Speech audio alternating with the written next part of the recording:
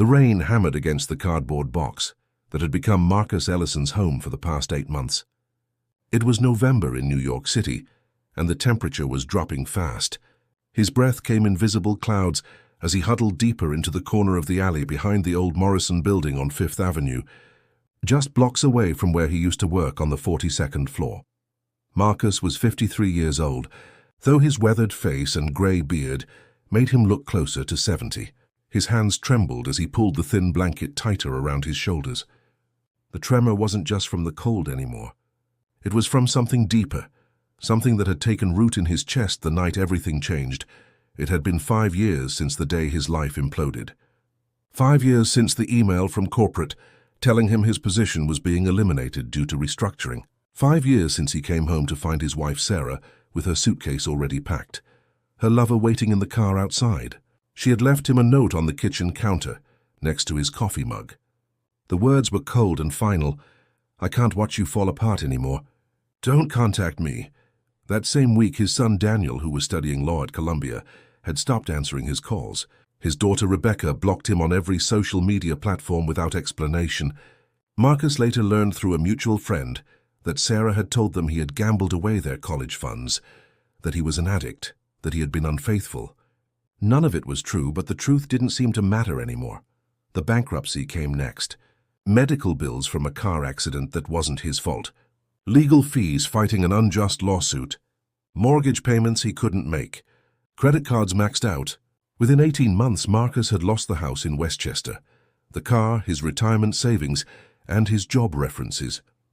Every door he tried to open slammed shut. He had tried to rebuild. He really had. He spent weeks at the public library, sending out hundreds of resumes. But at 53, with a gap in his employment and a decade away from entry-level work, nobody wanted to hire him. He had taken jobs at fast food restaurants and retail stores, but they never lasted long. His hands would shake during shifts. His mind would wander. He would make mistakes. The shelter turned him away the night it got below freezing because he had missed his curfew by 20 minutes. He had been in the emergency room with chest pains that turned out to be anxiety. He had walked the streets for hours that night, and somewhere between midnight and dawn, something inside him simply broke. That was 3 years ago now. Sitting in this alley with a stolen laptop he had found in a dumpster, Marcus refreshed the email account he had created at the public library. It was the only thing connecting him to his old life. He checked it once a week, though nobody ever wrote to him anymore. His phone number had been disconnected years ago. His email went unanswered by everyone he had once called a friend. The laptop screen glowed in the darkness of the alley. Marcus's fingers were so cold he could barely type. He was about to close it when a notification appeared. An email from an address he didn't recognize, lawfirmyharrisonassociates.com. His heart skipped. He had been receiving spam emails for weeks, but something about this one made him click.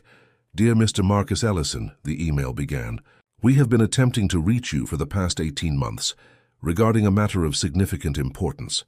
Our firm represents the estate of your maternal uncle, Frederick Whitmore, who passed away on March 14th of this year. Your uncle's will specifies that you are one of his primary beneficiaries. Please contact us immediately at the number below to discuss the details of your inheritance." Marcus read the email 3 times. Then he read it again. Frederick Whitmore. His uncle. The man he hadn't spoken to in 30 years, not since his mother's funeral in 1993. They had never been close. Uncle Frederick lived in Boston, had never married, and his mother had mentioned him only in passing, usually with some vague comment about him being cold or difficult to reach. Marcus had no idea his uncle had even remembered he existed.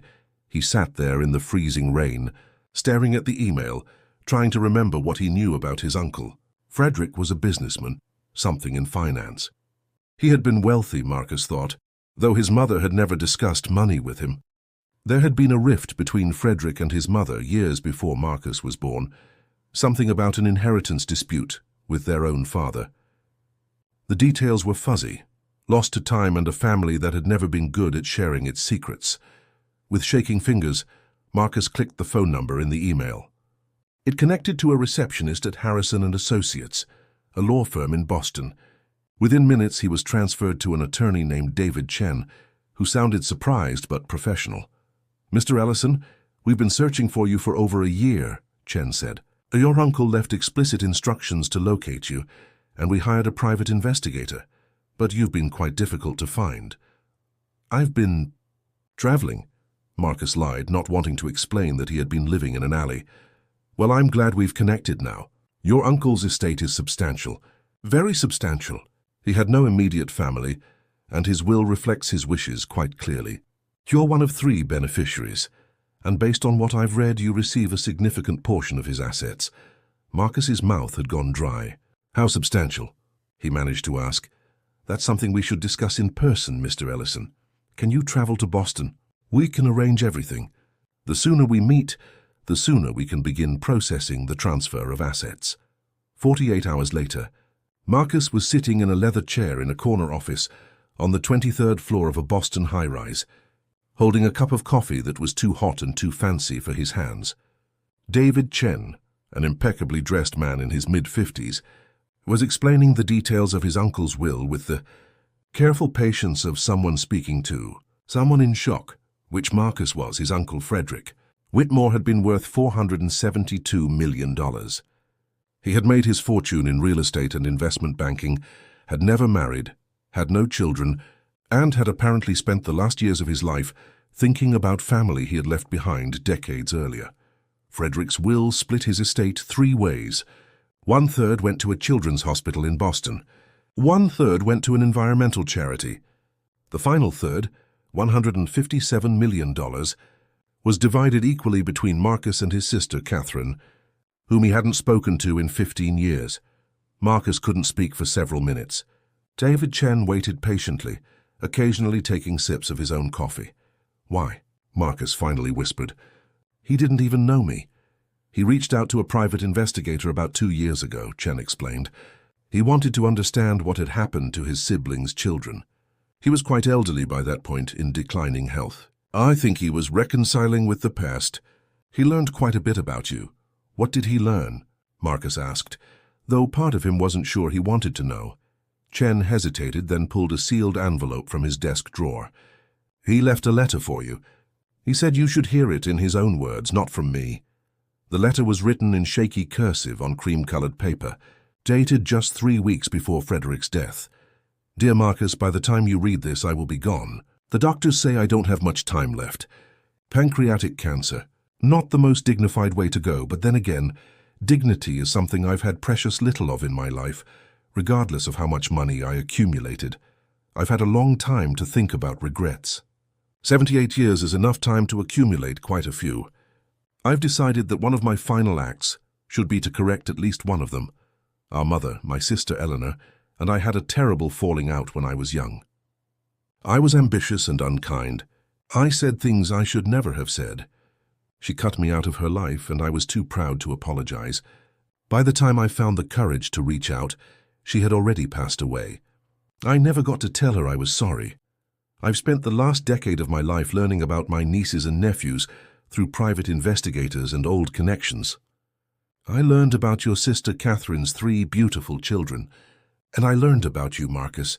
I learned that you were once a successful man. I learned that you fell as many men do, but I also learned that you didn't give up. That despite everything, despite losing your family, your home, your dignity, you kept trying. You went to shelters. You worked jobs that were beneath you. You sat in libraries and sent out resumes with hands that must have been shaking. The world is full of men who fall and never get back up. You were not one of those men. I respected that, even though I never met you. I respected it, because I spent so many years running from difficulty instead of facing it. When I die, I want you to have a second chance. Not because I think money solves everything. It doesn't. But because I think you deserve to know that someone saw your struggle and believed in you. Use this inheritance wisely or foolishly. The choice will be yours, but at least you'll have the choice. I'm sorry I never said hello in this life. I hope this goodbye means something." Frederick Marcus read the letter 3 times, while David Chen pretended not to watch him cry. The process of transferring the assets took 6 weeks. David Chen had arranged for Marcus to stay in a hotel, to visit a doctor, to see a therapist who specialized in trauma. Slowly, methodically, the pieces of Marcus's life began to shift. The first thing he did, once the money was in his account, was hire a private investigator himself. He needed to know if his children would see him, if his son Daniel might answer the phone. The investigator came back with a report 3 weeks later. Daniel was now a successful attorney at a prestigious firm. Rebecca was married with 2 children and worked as a teacher. Neither of them had any social media presence beyond private accounts. Neither of them appeared to be in contact with their mother. Marcus sat in his hotel room, staring at the addresses the investigator had provided, and realized he had no idea what he was going to say. Daniel Ellison didn't recognize his father. That was the first shock. Marcus had been standing on the sidewalk outside the law offices of Morrison & Klein for 2 hours before he found the courage to walk inside. When he finally did, asking for his son at the reception desk, the receptionist had paged him without hesitation. Daniel had come down from the 28th floor looking distracted, his tie loosened, his hair slightly graying at the temples. He was 34 years old and had his mother's sharp features and Marcus's blue eyes. For a moment, father and son stood facing each other, separated by 15 years and a universe of hurt. "Dad?" Daniel finally said, but his tone made it a question, not a statement, as if he wasn't entirely sure. "Hello, Daniel," Marcus said, his voice barely above a whisper. "I know this is unexpected." "Unexpected doesn't cover it," Daniel replied, his lawyer's composure slipping for just a moment. "Where have you been?" "It's been 15 years. 15 years, and you never called. You never sent a card for my graduation, my bar exam, nothing. There were people in the lobby watching them." Marcus could feel their eyes. He could see the judgment forming. "Can we talk somewhere private?" Marcus asked. Daniel looked like he wanted to say no. For a moment, Marcus thought his son would just turn around and walk back to the elevator, but something shifted in his expression. Some crack in the armor of anger that had been built over a decade and a half.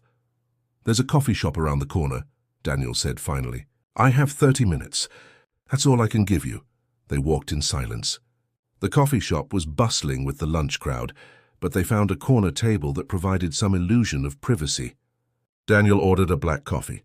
Marcus ordered the same, though he would have preferred something stronger. "I don't expect you to forgive me," Marcus began, not knowing exactly where to start. "And I don't expect you to believe me when I say I'm sorry.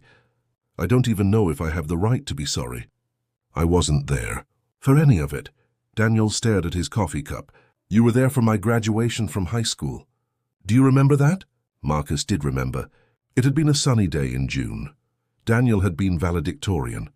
Marcus had been so proud he thought his heart might explode. Sarah had held his hand during the ceremony. "I remember," Marcus said. "You weren't there for my college graduation," Daniel continued. "Mom said you were indisposed. Rebecca told me later that she found you in the basement of that basement bar on Madison Avenue, drinking whiskey and crying.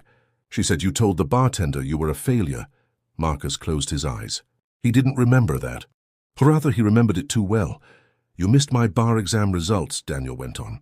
"Mom told me you called the house drunk and asked to speak to me, but I refused to come to the phone. I was angry. I was so angry. All I wanted was for you to be normal. For you to be the father you used to be before everything fell apart." "Daniel, I don't need explanations," Daniel interrupted, his lawyer's voice returning.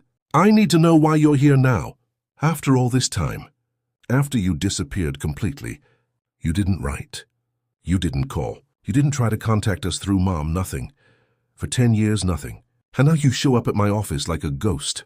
Marcus took a breath. He had rehearsed this conversation 1,000 times over the past week, and every version of it had fallen apart the moment he looked into his son's eyes. "I was homeless," Marcus said quietly, "for nearly 3 years. I was living in alleys and shelters. I had nothing. No phone, no address, no way to contact anyone. And after I got out of that situation, I was too ashamed. I thought it would be better if you all moved on without me. That you were better off thinking I was dead than thinking about what I had become." Daniel's expression didn't change, but his hands tightened on his coffee cup. "Then something unexpected happened," Marcus continued. "My Uncle Frederick died. He left me an inheritance, a substantial one." He could see Daniel processing this, could see the moment his son realized what this meant. "Is this about money?" Daniel asked, his voice cold. "Because if you're here to offer us money to make up for lost time, You should know that I'm doing very well for myself. Rebecca is fine. We don't need anything from you. This isn't about money, Marcus said, though he understood why his son would think that. This is about me trying to understand if there's any possibility of knowing you as a man, rather than just as a memory of a failed father. I know I don't deserve that. I know I've earned your contempt 1,000 times over, but I had to try.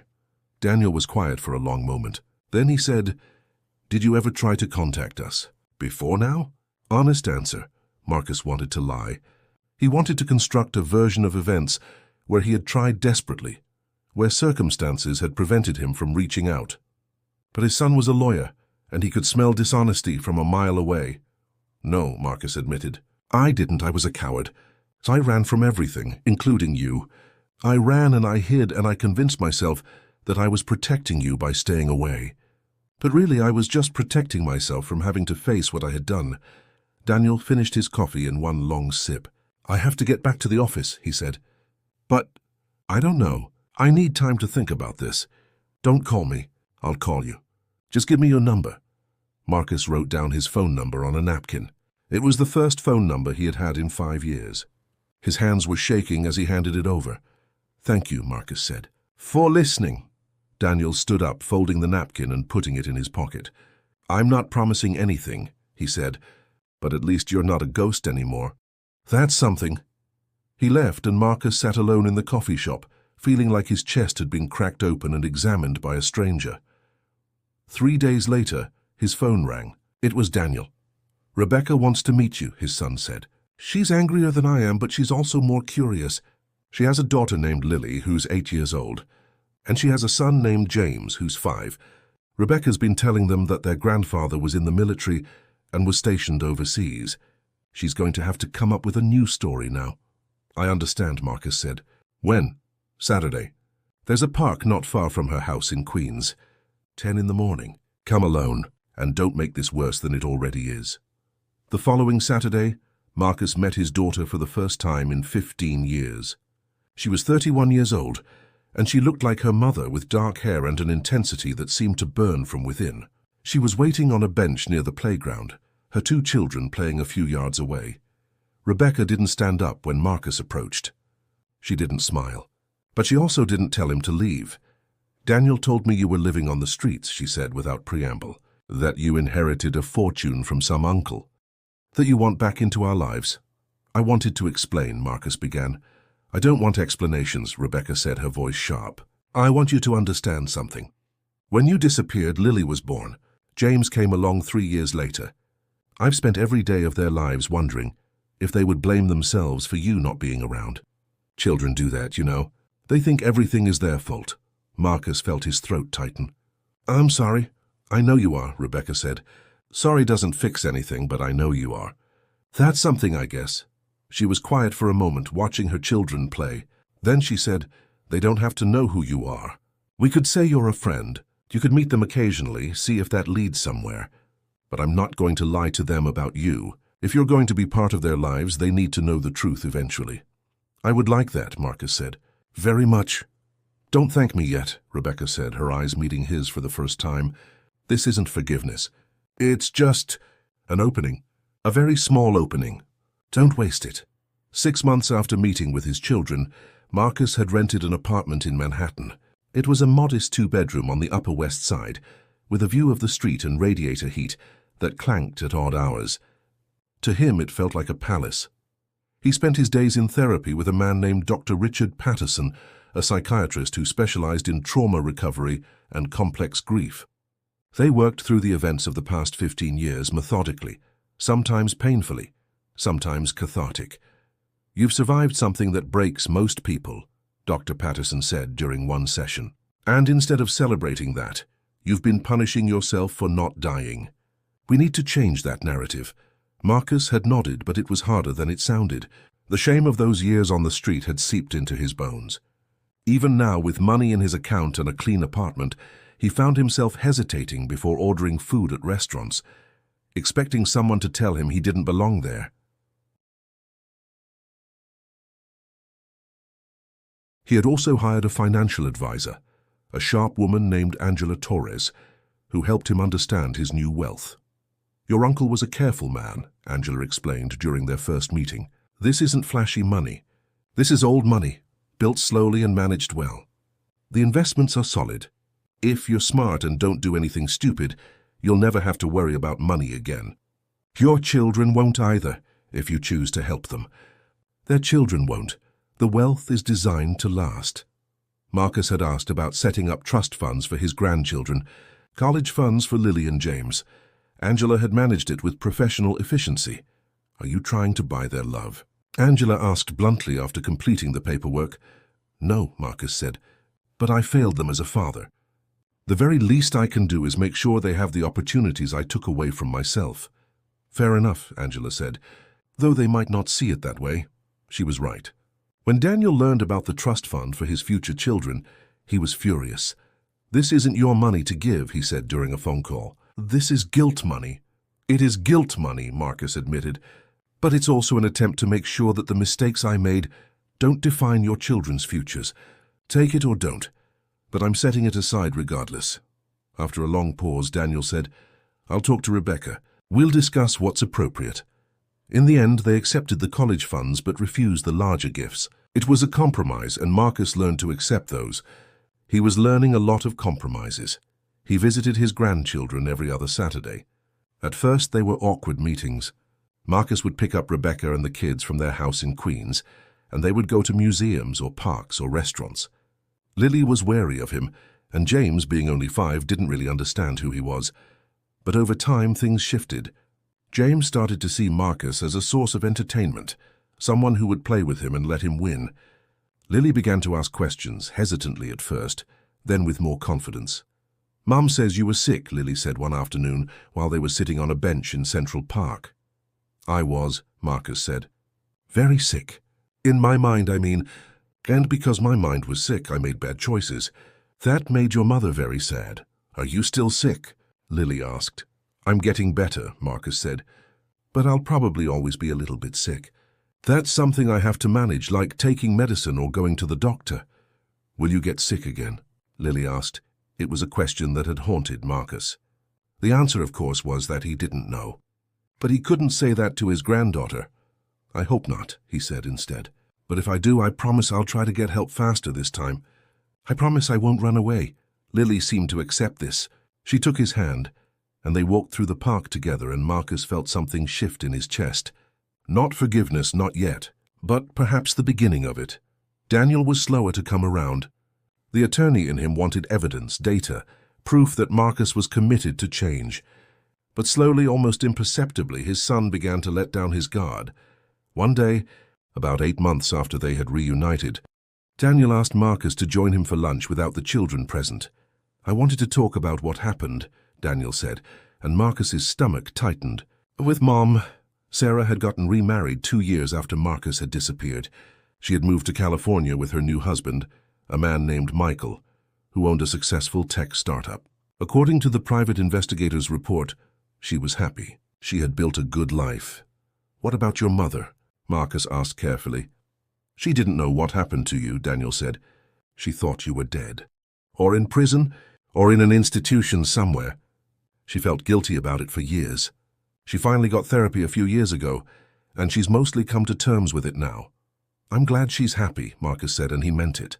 I never wished her unhappiness. I know, Daniel said. I've come to understand that you weren't a villain in her story.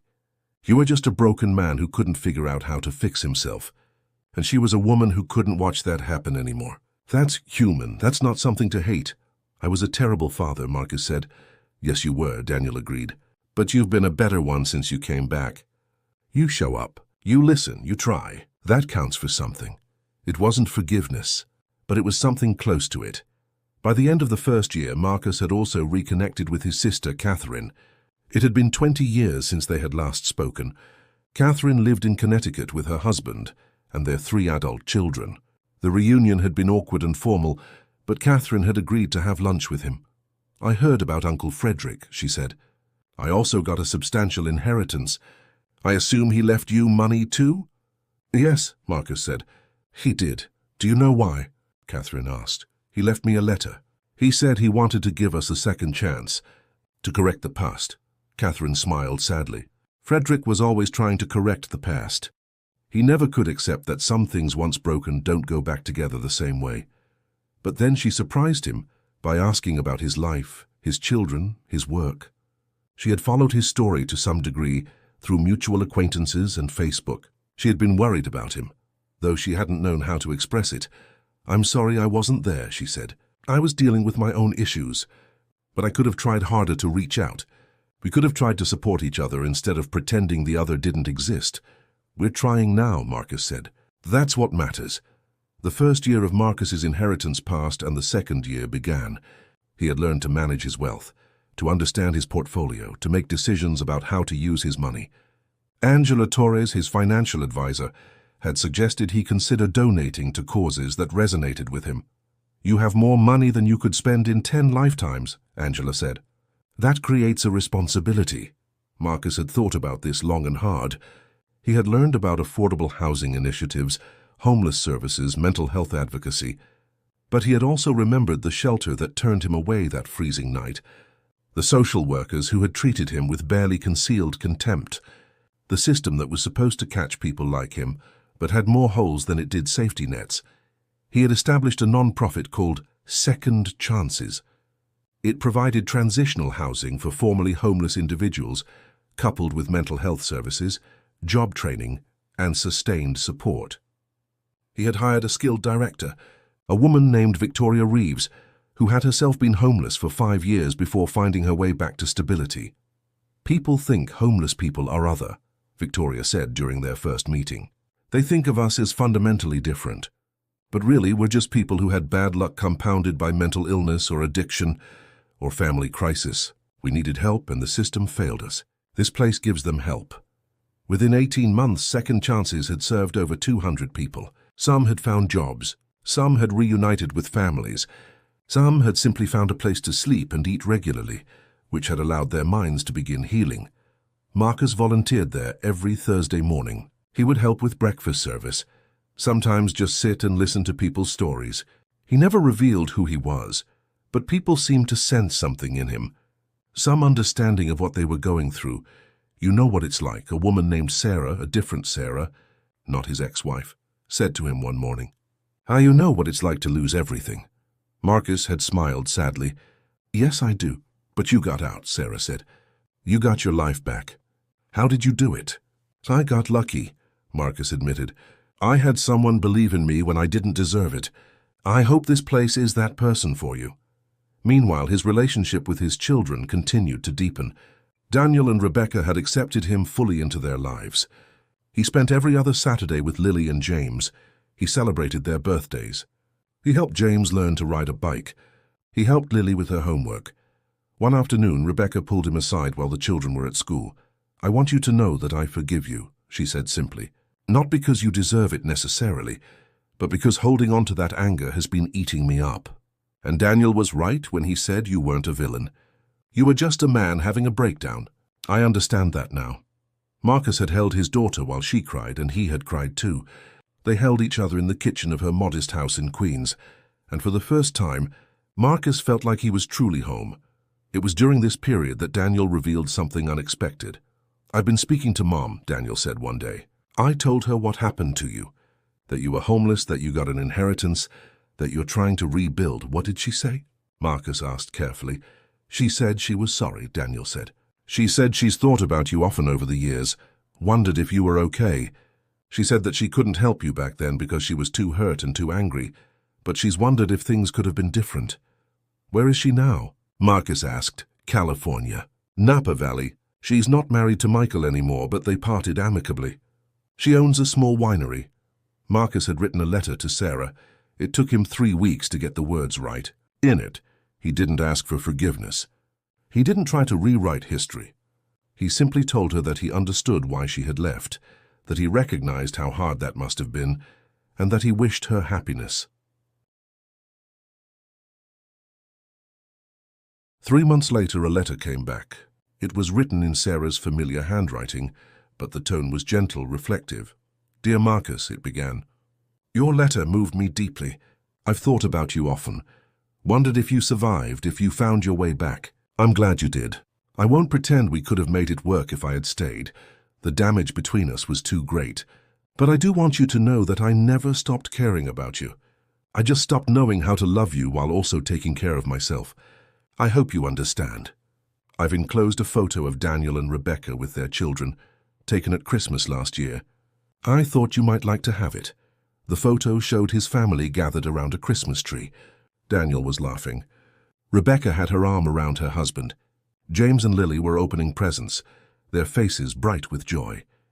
It was a picture of a life that had continued without him, but into which he had now been welcomed back. Marcus had that photo framed and placed it on his nightstand. 2 years into his inheritance, Marcus received a letter from his ex-wife's lawyer.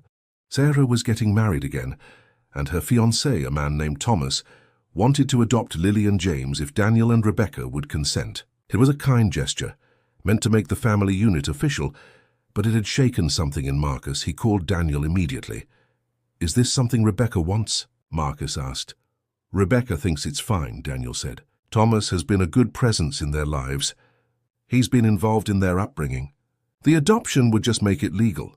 How do you feel about it?" Marcus asked. There was a pause.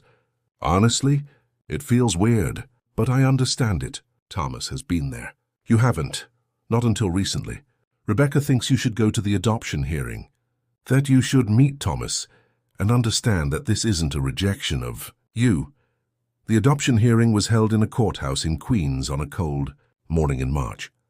Thomas turned out to be a good-looking man in his mid-40s, warm and genuine in his interactions with James and Lily. Rebecca had invited Marcus to sit with the family, which he found himself both grateful for and deeply anxious about. "Thank you for being here," Thomas said to Marcus before the hearing began. "Rebecca and Daniel have told me your story. I want you to know that I'm not trying to replace you.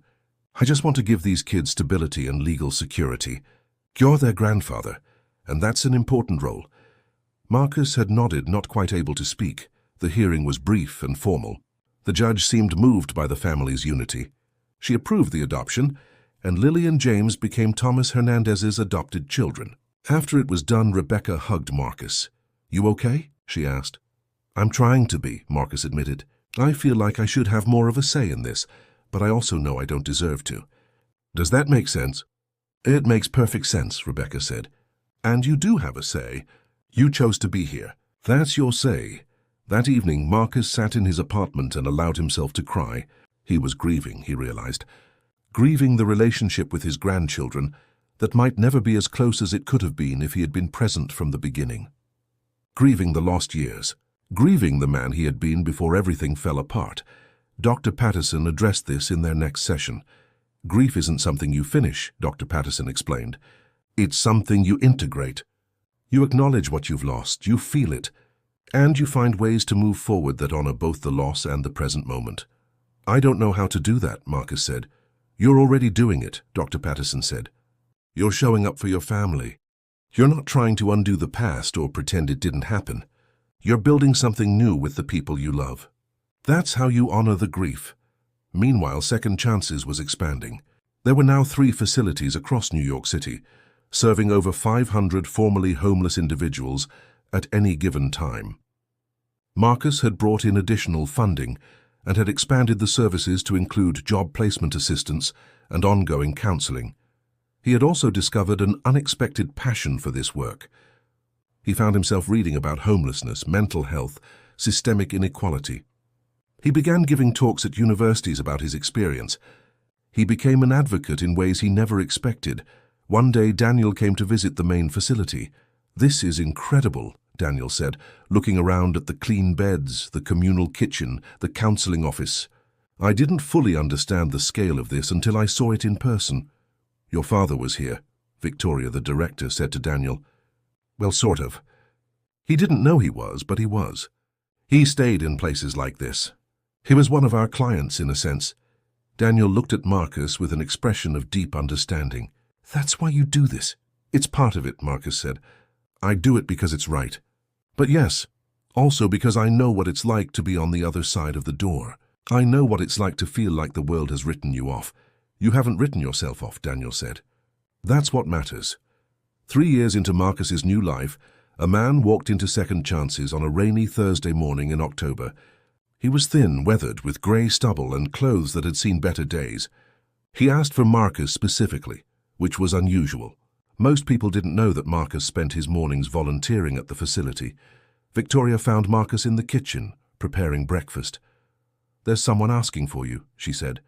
"He won't say who he is." Marcus's first thought was that it was someone from his past, someone from the streets. His heart raced as he walked to the front desk. The man turned, and for a moment Marcus didn't recognize him. Then he did.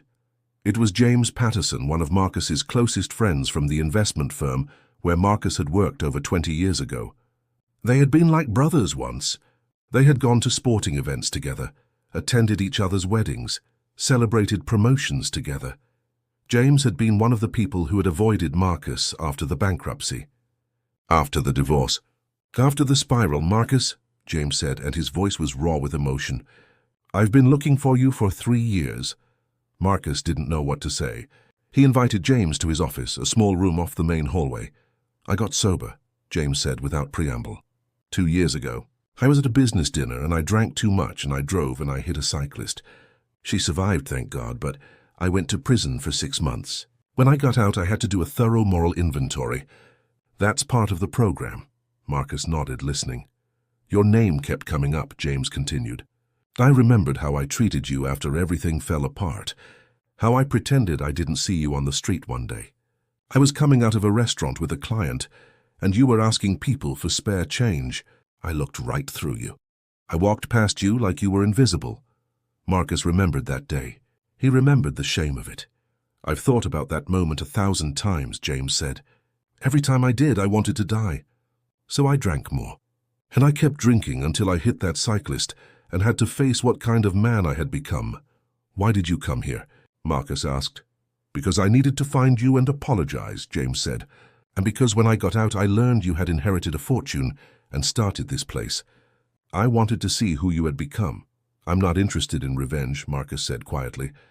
"I'm not asking for forgiveness," James replied. "I'm asking for the chance to make amends. I want to help you. This place, what you're doing here, it's the kind of work the world needs. I have skills. I have connections. I have money. I want to use them to help you expand this." Marcus studied his old friend. He could see the sincerity in James's face, but he could also see the wound, the damage that guilt had carved into him. "Why should I trust you?" Marcus asked. "You shouldn't," James said. "Not yet, but I'm going to keep showing up until you do, because I can't undo the past, but maybe I can help build something in the future that matters." Over the next month, James Patterson became a regular at Second Chances. He volunteered with the clients. He helped with administrative work. And slowly, Marcus began to believe that his old friend's transformation was genuine. James brought other volunteers with him. He connected Second Chances with corporate sponsors. He helped secure a 5th facility in Brooklyn. He became in many ways a partner in the mission. One evening, after they had both finished volunteering, Marcus and James sat on the roof of the main facility, looking out over the lights of Manhattan. "I've thought about what you said," Marcus began, "about you looking through me that day. I want you to know that I understand it. When you're ashamed of yourself, you can't look at mirrors, and I was a mirror for you, I suppose. A reminder of what could happen if things fall apart." "That doesn't excuse it," James said. "No, it doesn't," Marcus agreed. "But it explains it. And I've learned that sometimes understanding is a form of forgiveness." "I don't deserve that," James said. "Maybe not," Marcus said, "but I'm giving it to you anyway. We're both different men than we were. Let's focus on that." 4 years into his inheritance, Marcus received a call from David Chen, the lawyer who had managed his Uncle Frederick's estate. "I have something you need to know," David said. "Your uncle left another letter. It was sealed with instructions to be delivered to you after a specific amount of time had passed. That time is now.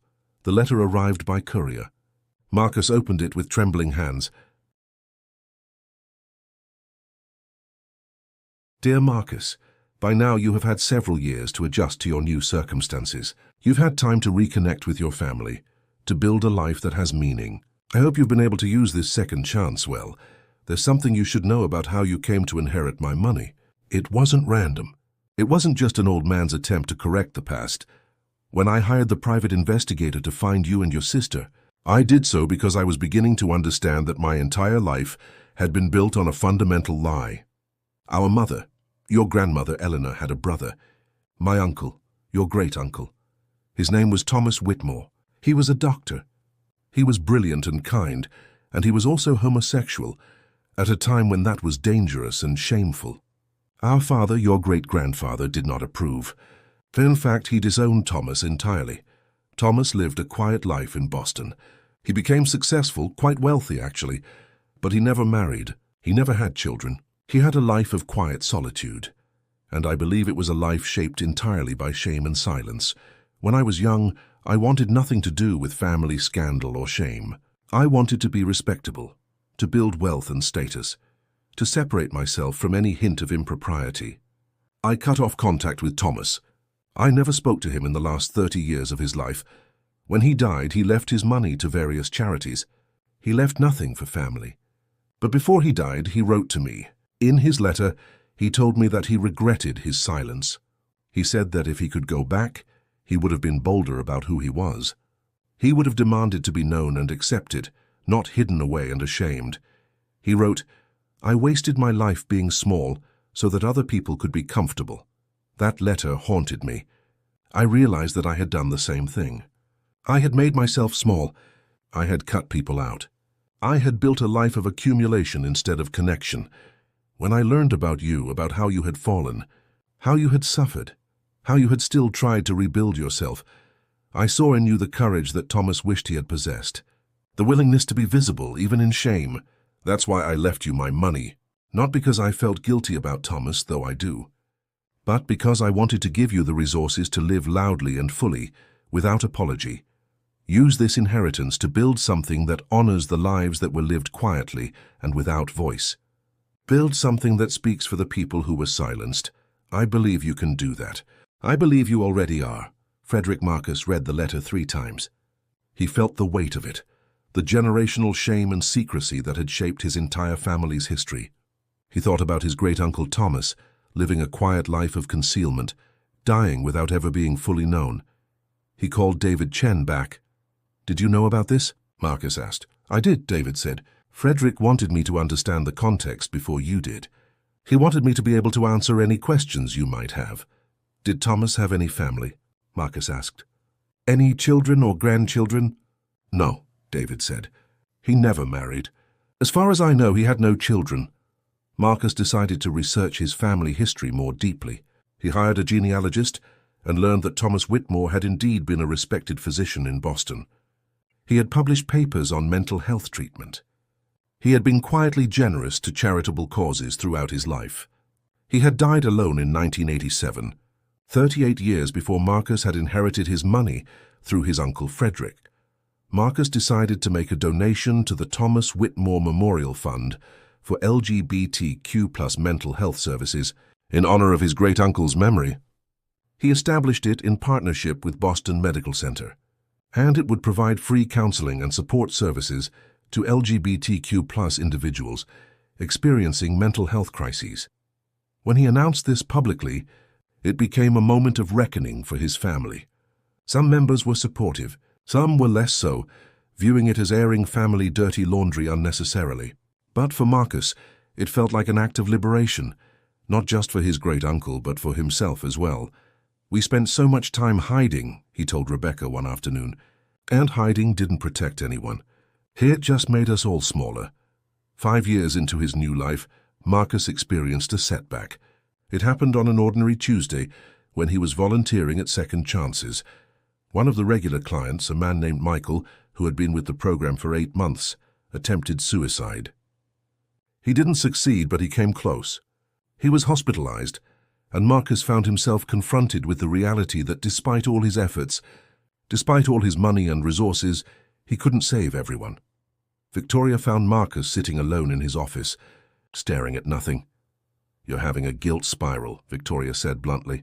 "I recognize it because I've been there. You're thinking that if you had done more, noticed more, said more, Michael wouldn't have tried to end his life." "Wasn't I supposed to?" Marcus asked. "Wasn't that the point of all this?" "The point was to provide resources and support," Victoria said, "not to magically fix everyone. Michael is still alive. He's getting professional help now.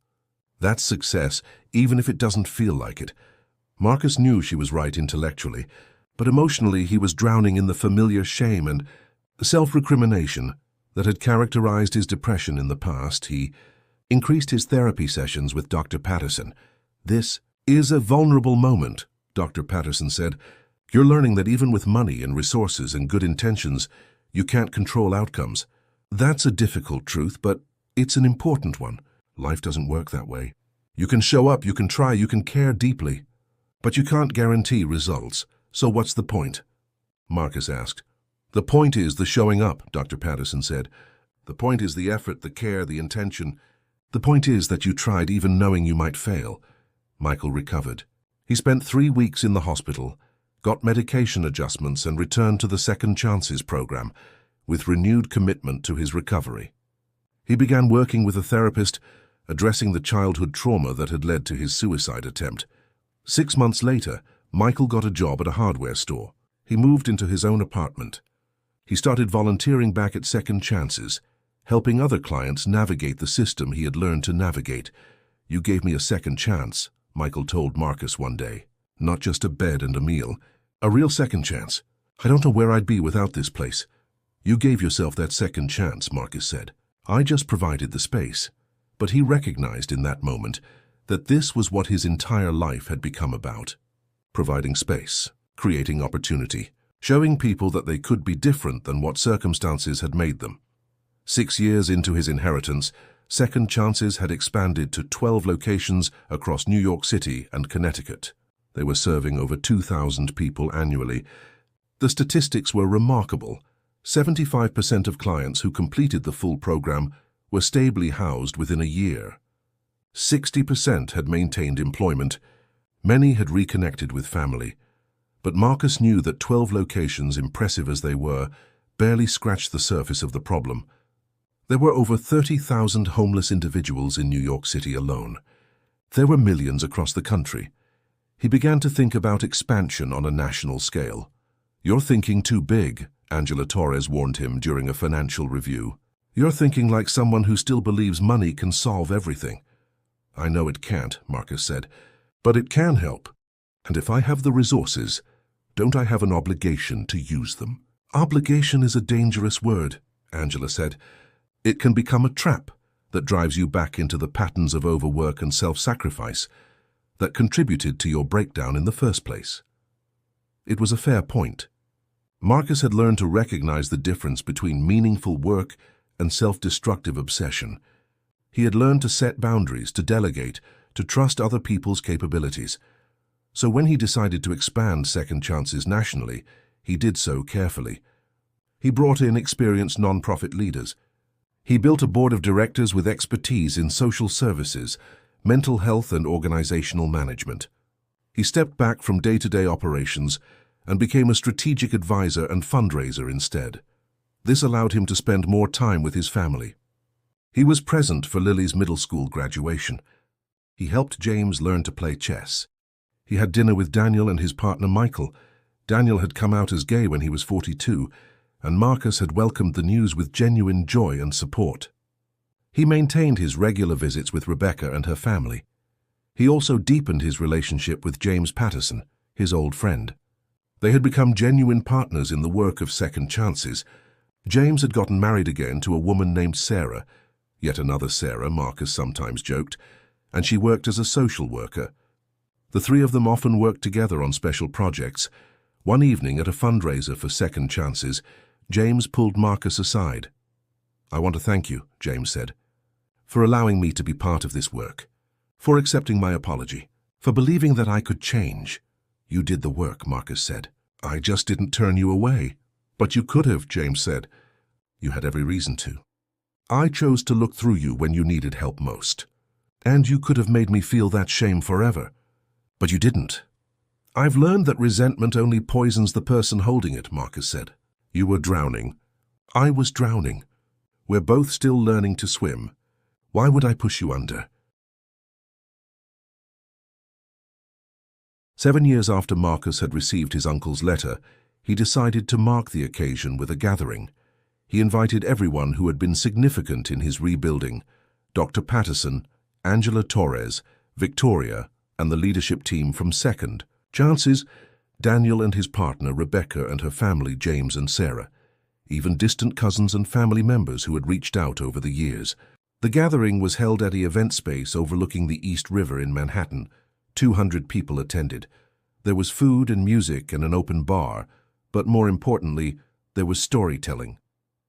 People stood up and shared how Second Chances had impacted their lives.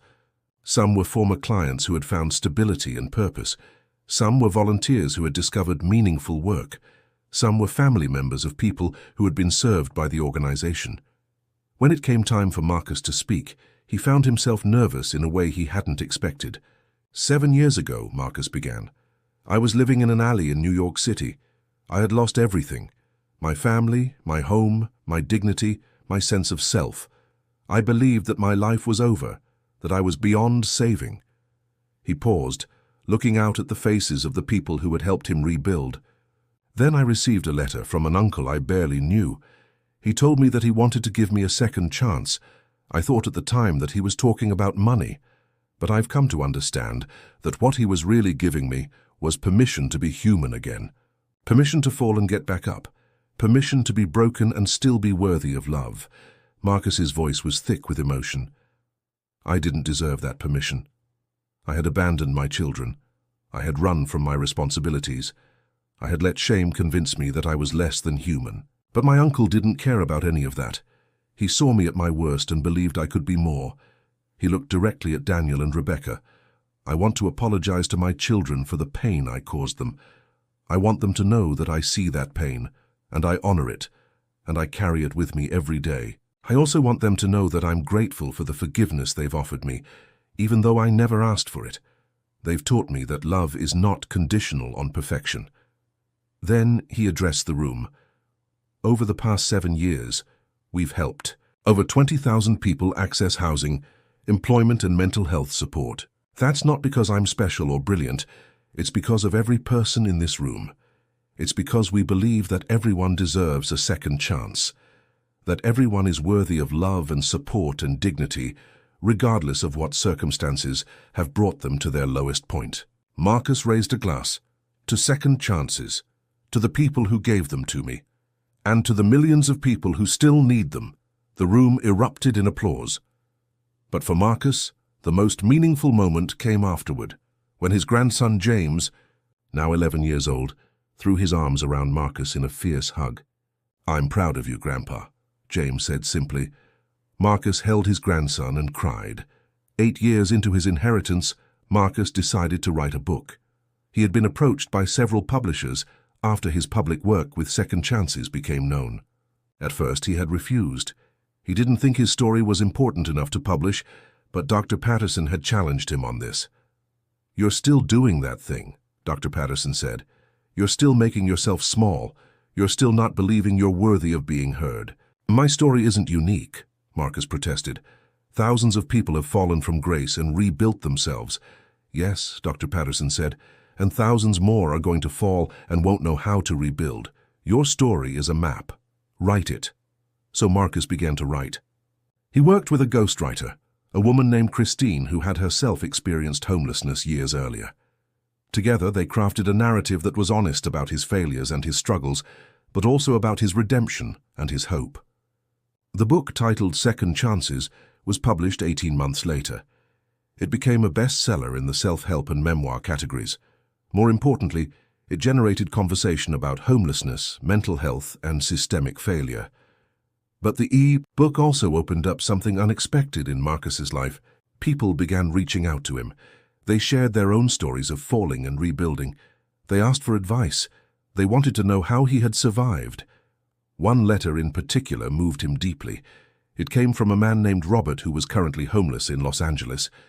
I read your book, Robert wrote, and for the first time I believed that my life wasn't over, that I wasn't irredeemable. You gave me hope. I'm reaching out to a shelter today. I'm going to try to rebuild because of you. Marcus responded to every letter personally. He began using his platform to advocate for policy changes around homelessness and mental health services. He testified before Congress. He was interviewed by major news outlets. He became somewhat unexpectedly, a voice for the voiceless. But success brought new challenges. Some people criticized him for profiting from his suffering. Others questioned whether his solutions were realistic or scalable. There were think pieces about whether a single wealthy man could possibly solve systemic poverty. Let them question, James Patterson advised. You're not pretending you're solving everything, you're just doing your part. But the criticism did affect Marcus. He found himself falling into old patterns of self-doubt and anxiety. One day, he sat in Dr. E. Patterson's office feeling as lost as he had felt in years. I feel like I'm a fraud, Marcus admitted. Like people think I'm some kind of hero, but really I'm just a broken man who got lucky. You are a broken man who got lucky, Dr. Patterson said, and you're also a man who took that luck and used it to help others. Both things can be true. How do I reconcile that? Marcus asked. By accepting that you're human, Dr. Patterson said. You're not a hero. You're not a villain. You're a person. That's enough.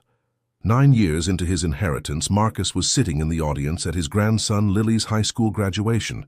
She was 18 years old, brilliant, kind, and going to study social work at a university in Connecticut. She's following in your footsteps, Rebecca whispered to Marcus as they watched Lily walk across the stage to receive her diploma. After the ceremony, Lily found Marcus in the crowd of well-wishers. Grandpa, she said, I want to work with you, with second chances. After college, I want to get trained and start working directly with clients. Marcus felt something shift in his chest. The continuation of his work through his grandchildren felt like the most important validation possible. Are you sure? He asked. It's difficult work. It can be heartbreaking. I know, Lily said, but so is life. At least this way, I'll be making a difference. Over the next 3 years, Second Chances continued to grow. They had opened locations in 15 states. The organization was serving over 10,000 people annually. Multiple studies had documented the effectiveness of their model. Universities were beginning to use Second Chances as a case study in social entrepreneurship. But for Marcus, the most meaningful development was watching his granddaughter work alongside him at the facility. Lily had a gift for connecting with clients, for listening without judgment, for helping people see possibilities in their lives that they couldn't see themselves. She's like you, James Patterson said, watching Lily work with a client who was struggling with addiction. She sees people. She doesn't see failure. She sees potential. I hope she's nothing like me, Marcus said. I hope she avoids the mistakes I made, the pain I caused. Those mistakes made you who you are, James said. They made you capable of this work, so in a way I hope she is like you. 10 years after Marcus had received his uncle's letter, Boston Medical Center hosted a gala to celebrate the 10 years of operation of the Thomas Whitmore Memorial Fund for LGBTQ+ mental health services. Marcus was invited to speak about the origins of the fund and his great-uncle's legacy. Standing at the podium, looking out at the room full of mental health professionals, philanthropists, and LGBTQ+ advocates, Marcus felt the weight of his family's history settle on his shoulders. My great-uncle Thomas lived a life of silence, Marcus said. He was forced to choose between being authentically himself and being accepted by his family. That choice cost him everything. It cost him a life lived openly, a life lived without shame, a life lived in community with others who understood him. Marcus paused, collecting his thoughts. When I learned about Thomas's life, I realized that I had also been living a kind of silence. My silence was different. It wasn't about my identity, but about my failure, my shame, my fear of being seen as less than. I chose to hide because I believed I didn't deserve to be seen. He looked at the audience. For many years I allowed my circumstances to define me. I believed that I was irredeemable, that I was beyond saving. And in choosing to hide myself away, I abandoned people who loved me. I caused pain that reverberates across generations. Marcus's voice grew stronger, but I was given a second chance. An old man who barely knew me decided that I was worthy of that chance. And through that chance, I've learned something essential. That we are never beyond redemption. That no matter how far we fall, there is always the possibility of being seen, being loved, being helped back up. He spoke about the work of the Memorial Fund, about the hundreds of young LGBTQ+ individuals who had received free mental health services through it. He spoke about suicide prevention, about the importance of visibility and community, about the cost of silence. My great-uncle Thomas could not speak his truth, Marcus concluded, but I can. I can speak it for him and for everyone who has been silenced by shame or circumstance. I can speak it because someone believed in me when I couldn't believe in myself. I can speak it because I've been given the resources and the platform to do so, and I have an obligation to use that platform to lift up the voices of others who are still struggling to be heard. The standing ovation lasted 5 minutes. 11 years after Marcus had received his inheritance, he received a diagnosis that shook him to his core. During a routine checkup, his doctor found irregularities in his blood work that suggested early stages of heart disease. It's not immediately serious, his doctor assured him, but you need to make significant lifestyle changes. Stress management, exercise, diet, regular monitoring.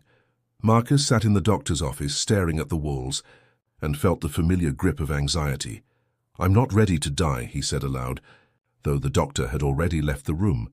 That evening, he sat in his apartment, surrounded by the trappings of his success, the photographs of his family, the awards for his philanthropic work, the best-selling book with his face on the cover.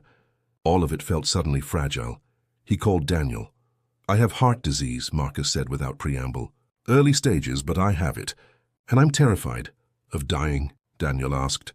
"Of not having finished what I started," Marcus said. "Of dying before I've repaired all the damage I caused. Before I've helped everyone I'm supposed to help." "Dad," Daniel said gently, "you're never going to help everyone. You're never going to undo all the damage you caused.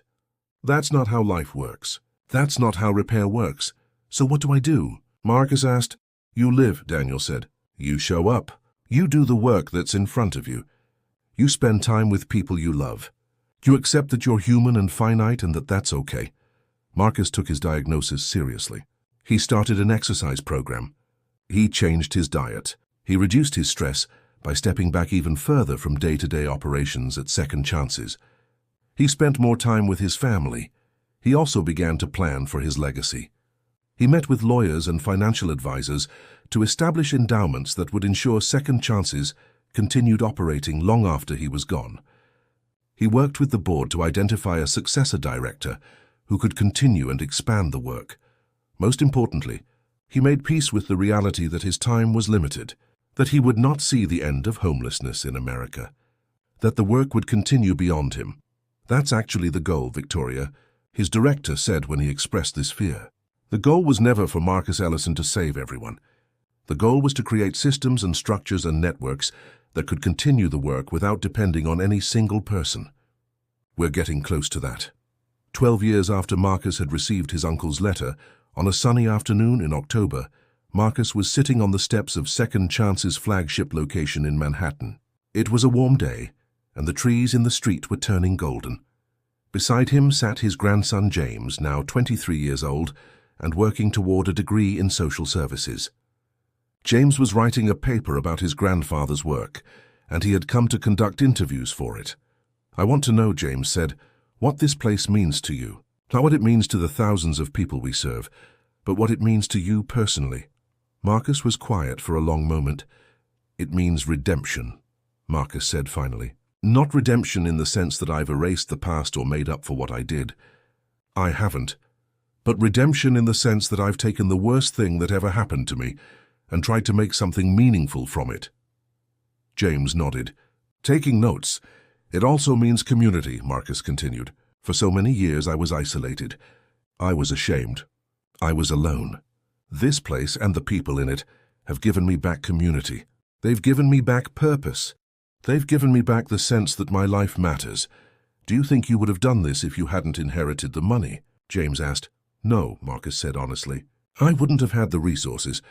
But more than that, I wouldn't have been in a mental state to do it. I needed to stabilize myself first. I needed to heal. The money made that possible, but more importantly, the inheritance came with belief. My uncle believed in me before I believed in myself. That belief sustained me through the rebuilding process. Do you think everyone needs that?" James asked. "An external belief?" "I think everyone needs someone to believe in them," Marcus said. I think most people are capable of great things, but they need someone to reflect back to them their potential. They need someone to say, "I believe you can do this," even when they can't believe it themselves. Marcus looked at his grandson.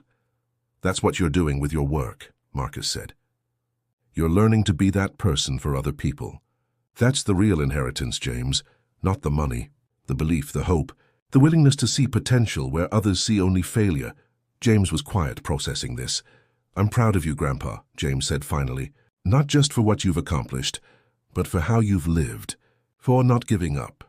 "I almost did give up," Marcus said. "Many times. I was ready to. But someone believed in me, and I want to believe in others the same way." That evening, Marcus sat in his apartment scrolling through emails and messages of gratitude from people whose lives had been changed by second chances. He read about job placements and housing stabilizations. He read about reunifications with family members. He read about hope where there had been only despair.